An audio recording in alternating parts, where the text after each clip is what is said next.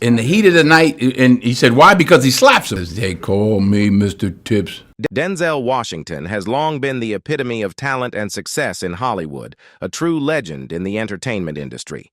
However, even someone as revered as Denzel hasn't been immune to rejection, conflict, and challenges that have threatened his legendary status. From a heated fallout with actress Ellen Pompeo, which left her sidelined in the public eye, to his confrontation with Quentin Tarantino over the use of racial slurs in a script, Denzel's journey has been far from smooth. He even took aim at Steve Harvey after his quick divorce and remarriage. Stay tuned as we delve into the untold stories of these Washington's dramatic moments.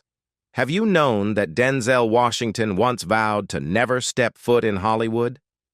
Despite becoming one of the most prominent stars in the industry, he never imagined reaching the heights of fame he enjoys today. In his younger years, his main goal was simply to make a living as an actor, not to achieve A-list status. So now you want to know how Denzel went from modest dreams to Hollywood royalty, right? Even when he stepped onto the Hollywood path, he caused some tension with his fellow celebrities. Let's dive into his remarkable journey and explore the reasons behind his occasional friction. Interestingly, Denzel didn't always see acting as his future. His early ambitions took him in various directions before he discovered his true passion. Initially, he pursued pre-med studies in college, later switching to law, before ultimately graduating with a degree in journalism from Fordham University in 1977. It wasn't until he became a creative arts director at a YMCA summer camp that Denzel began to consider acting seriously. Despite this first glimpse into the world of performance, he had no idea that one day he would become one of the biggest stars in Hollywood. I worked as a creative arts director at an overnight YMCA camp, Washington recalled. We had to organize a talent show, and after our performance, another camp leader suggested I try acting. When I got back to New York, I enrolled at Lincoln Center and began studying acting. Later, I went on to study at the American Conservatory Theater in San Francisco. I was a theater purist, eager to return to New York. At the time, I even promised myself I'd never go to Hollywood, he said. At the outset of his career, Denzel focused on theater, starring in plays like Coriolanus and A Soldier's Play. During these years, he followed a path similar to many actors who never quite made it into the spotlight. As a child, Denzel had dreamed of becoming a football player, but everything changed at age 20. It was when he saw James Earl Jones perform Oedipus the King at St. John the Divine in Manhattan that his perspective shifted. I saw James Earl Jones do Oedipus the King and I thought, wow, he remembered in an interview with Oprah. I sneaked into his dressing room to check out his props and rings while he was meeting with people. I told myself, one day I'll make $650 a week and perform on Broadway. Hollywood wasn't even in my plans. One of the defining moments in Denzel's career came when he transitioned from television to film, a shift that began with Cry Freedom. Denzel first made his mark on television in 1981 with Carbon Copy, although the film didn't bring him immediate success. His true breakthrough came with the medical drama Saint. Elsewhere, where he starred for all 6 seasons, gaining significant recognition and expanding his presence in the industry. The ensemble cast of Saint Elsewhere gave Denzel Washington the freedom to take on film projects outside of the series. In a conversation with Entertainment Weekly, he reflected on this opportunity, saying, "My agent warned me early on not to get stuck in a TV role. She convinced me to turn down an offer for The Jeffersons, which I had auditioned for. Saint Elsewhere had so many characters that it allowed me to fly under the radar while still pursuing films, and it was a great show." But it was the 1987 film Cry Freedom that truly marked a turning point in Washington's career. In the movie, he portrayed South African activist Steve Biko, a performance that earned him his first Oscar nomination and solidified his standing as a serious actor in Hollywood. Washington shared, "Sidney Poitier once told me that your first few films really set the tone for how the industry sees you. I had been offered another comedy before Cry Freedom, but I found it distasteful and turned it down. I waited and got Cry Freedom, and that movie changed everything for me. If I had taken that bad comedy, my career could have gone in a completely different direction. Over the years, Denzel Washington has become a towering figure in Hollywood, with a filmography that spans some of the most iconic and successful films in American cinema. His impressive body of work has not only showcased his acting talent, but also earned him collaborations with top directors, further cementing his status as one of Hollywood's elite. Alongside his acting, Washington has also explored directing. One standout moment came with his involvement in Grey's Anatomy, where he directed an episode of the beloved TV show. However, his experience on set wasn't without its challenges. During filming, Washington found himself in a heated exchange with the show's star, Ellen Pompeo. The tension erupted when Pompeo, in the middle of a scene, instructed Washington to "look me in the eyes when you apologize."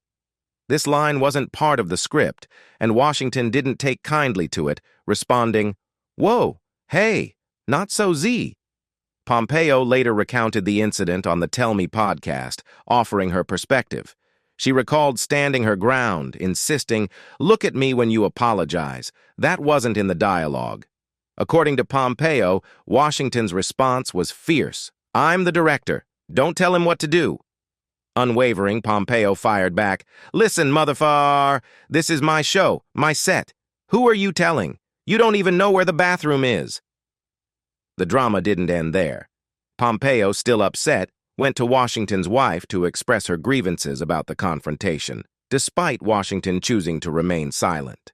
Pompeo admitted to sharing her frustration with Washington's wife, saying, "He yelled at me today, and I'm not okay with him.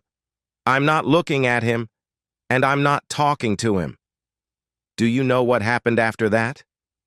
Ellen Pompeo's attempt to shift the narrative ended up backfiring, painting her as self-centered and toxic in the eyes of many.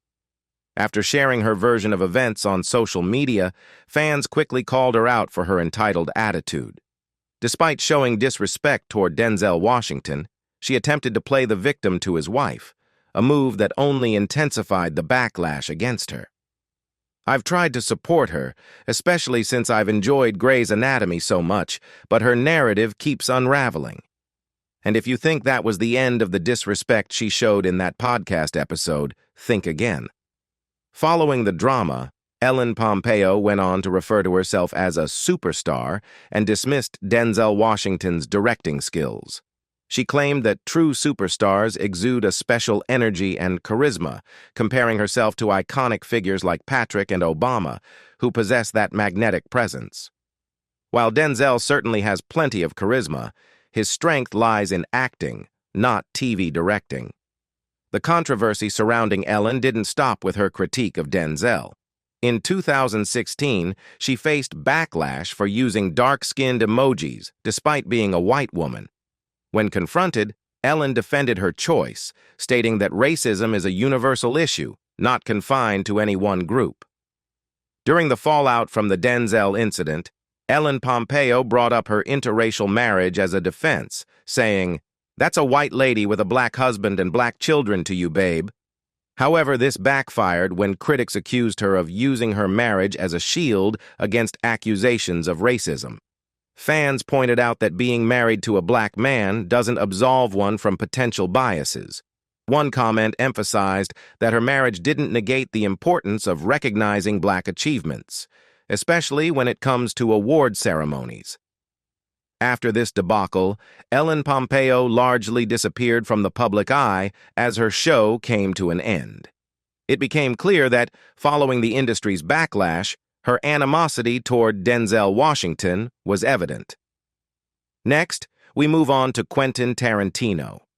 In Hollywood, both Quentin Tarantino and Denzel Washington are influential figures, and it's safe to say that industry insiders wouldn't want to cross them. Tarantino is known as one of the most influential filmmakers in the world, and when Washington isn't impressed with someone, it certainly grabs attention. Despite their considerable influence, both Tarantino and Washington can afford to have rivals. But what's especially intriguing is that Tarantino held a grudge against Washington for years. This begs the question, what caused the long-standing rift between these two Hollywood titans? Unlike the situation with Ellen Pompeo, the rift between Tarantino and Denzel Washington had a clear foundation, stemming from both personal and professional ties to director Tony Scott. Washington appeared in 5 of Scott's films, including Man on Fire and Unstoppable, while Tarantino penned the script for Scott's 1993 film, True Romance. The tensions between Tarantino and Washington escalated during the production of Scott's 1995 submarine thriller Crimson Tide, where Washington starred alongside Gene Hackman. Washington took issue with some of the dialogue Tarantino wrote for the film, finding it offensive and accusing the writer of racism. The situation reached a boiling point on set, with Washington confronting Tarantino about his use of racial slurs in the script. The argument became so heated that Washington directly challenged Tarantino, expressing his frustration in no uncertain terms. Reports suggest that Tarantino tried to calm the situation by proposing they move the discussion to a more private space. However, Washington refused, insisting on addressing the issue right then and there. He firmly told Tarantino, "No, if we're going to discuss it, let's discuss it now." The fallout from this confrontation was substantial, leaving a lasting divide between the two. They never collaborated on a project together after that, and in an interview with Jonathan Ross, Washington confirmed the rift, sharing that Tarantino had held a grudge. Washington said, "You've never worked with Quentin, have you?" After Ross confirmed he hadn't, Washington added, "No, he's never hired me." When Tarantino was asked about his relationship with Washington in public, he seemed to downplay Washington's skills as a director.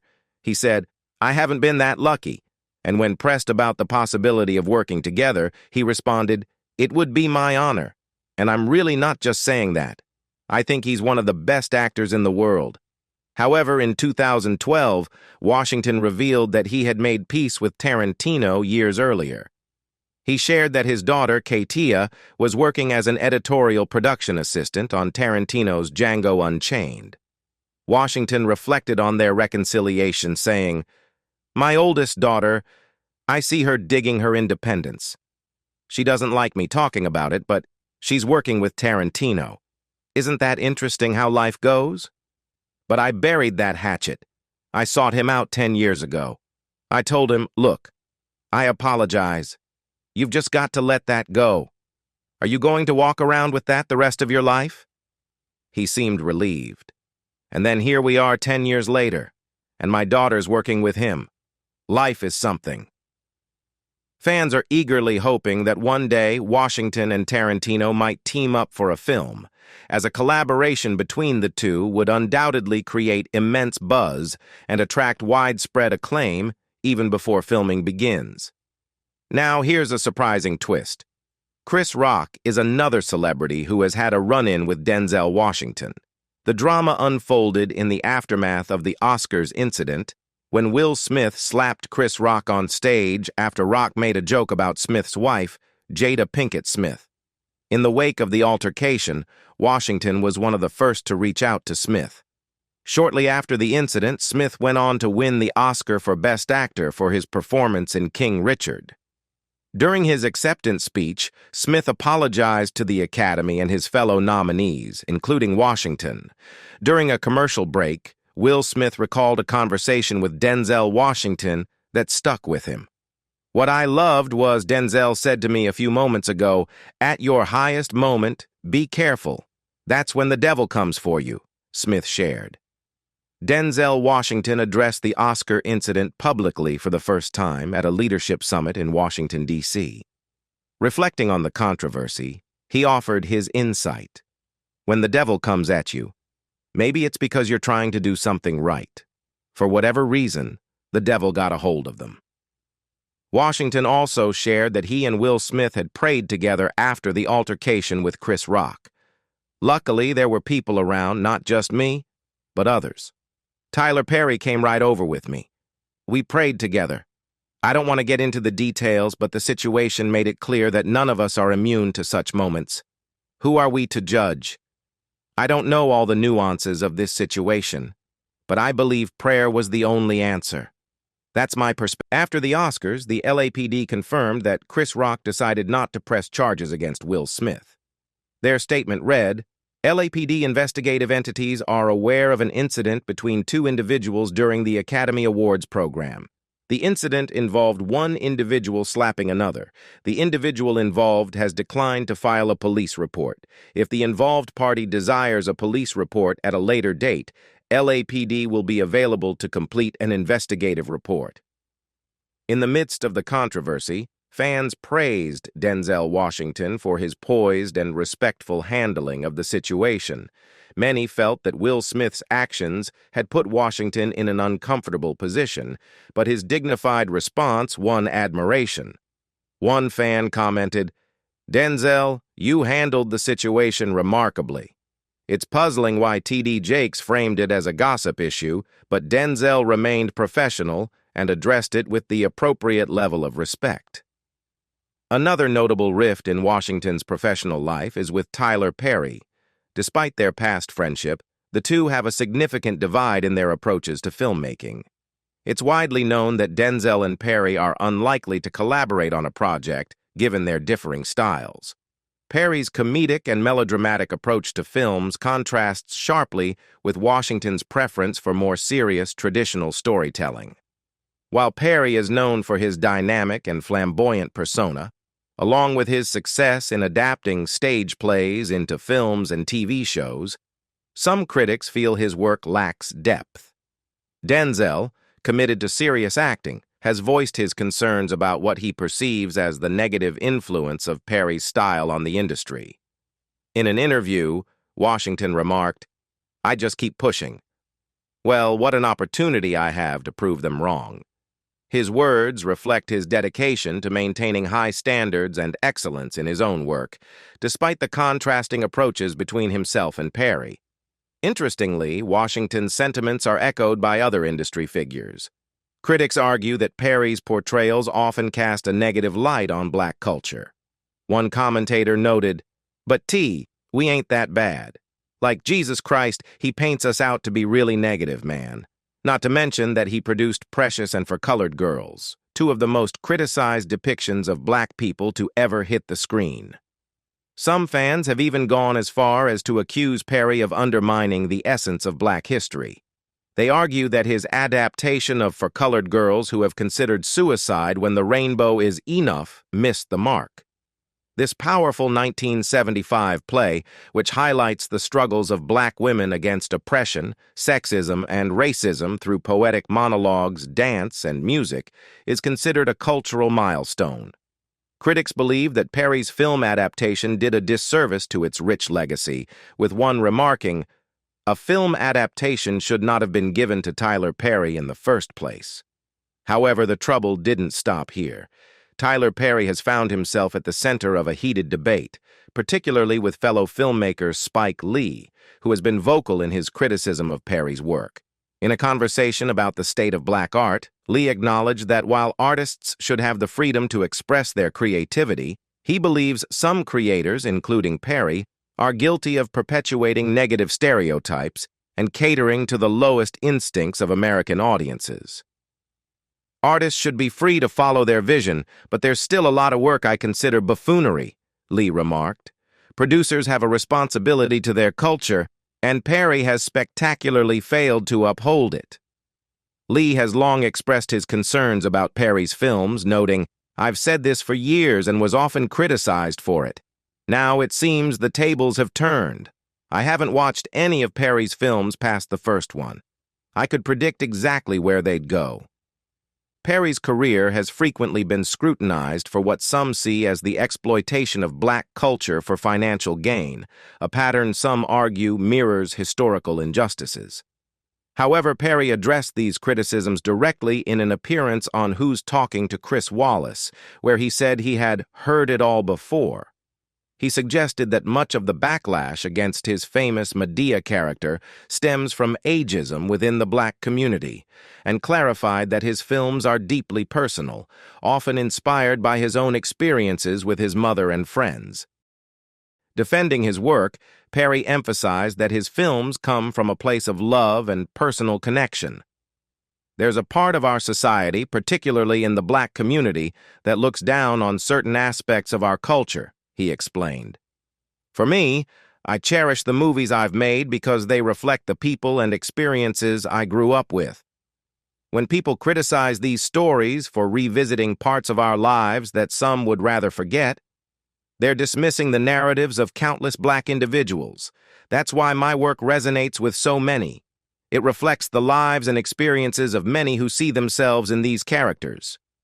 Some of Perry's fans argue that his films aren't meant to serve as a critique of black culture, but are rather a reflection of his own life experiences. One commenter shared, "I just don't like his movies. He might benefit from expanding his writing team, but Tyler is putting out content that speaks to a lot of people. His trauma and experiences are woven into his work. I don't think he's trying to make a statement for the culture, so the criticisms may not affect him as deeply as some think. He's just telling the stories he knows best. Either you accept it or you don't." Steve Harvey, another prominent figure in Hollywood, also finds himself at the center of controversy. While he is widely recognized as a global comedy icon and patriarch, his rise to fame has been far from free of criticism. Reports suggest that Harvey's journey may not have been as straightforward as it appears, with allegations of dishonesty and claims that he has taken material from lesser-known comedians like Mark Curry.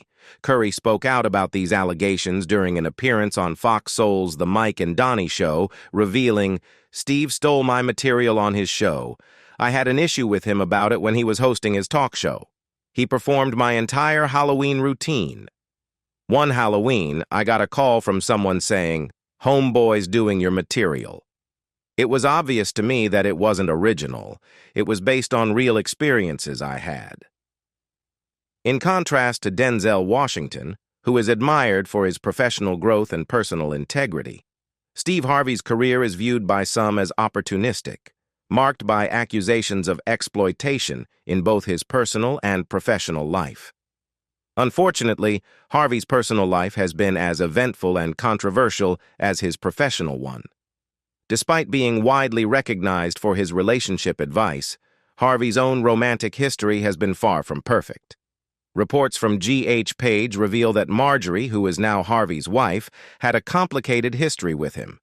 At one point, while still married to his ex-wife, Mary Lee Harvey, Marjorie was allegedly involved with Harvey as his mistress. The story goes further, claiming that Marjorie not only played the role of a side piece, but also assisted Harvey with legal matters during his divorce. Once Harvey's divorce was finalized, he quickly married Marjorie, a move that further muddied the waters of his personal life. Adding fuel to the fire, Denzel Washington has, on multiple occasions, seemingly made pointed remarks about Steve Harvey, particularly when it comes to fatherhood. Washington, who is known for his strong family values, has often highlighted the vital role fathers play in their children's lives. In a public statement, he emphasized, "We have a responsibility and a duty to be fathers, not just to make babies, but to be real fathers." This could be seen as a direct critique of Harvey's own turbulent relationships. During the American Film Institute's Life Achievement Award ceremony, Washington paid a touching tribute to his wife, Peto, which inadvertently cast a shadow on Harvey's personal struggles. Washington spoke of their 40 years together, acknowledging his wife's sacrifices and unwavering love. 40 years of sacrifice, 40 years of forgiveness, he said. She taught me about faith, spirituality, love, real love, unwavering love. In spite of myself, I would not be alive without her. I wouldn't survive. This powerful statement stood in stark contrast to Harvey's past relationships, which have been marred by multiple divorces and publicized drama. Washington's criticisms didn't stop at just fatherhood. He also suggested that a father's presence and influence are paramount in raising children. "It starts at home. It starts with how you raise your children," he stated. "If a young man doesn't have a father figure, he'll go find a father figure. So, I can't blame the system. It's unfortunate that we make such easy work for them." In many ways, this comment seemed to reflect Washington's belief that Harvey's approach to life and fatherhood may not have the same depth of commitment. Washington, known for his unwavering commitment to his own family, has also shared personal wisdom on marriage. He's been vocal about the distinction between a house and a home, which seems to stand as advice for Harvey. "The difference between a house and a home is significant," Washington explained. "You can buy a house, but that doesn't make it a home. My wife has transformed our house into a home. She has raised our beautiful kids, protected them, and made countless sacrifices. She's done the heavy lifting."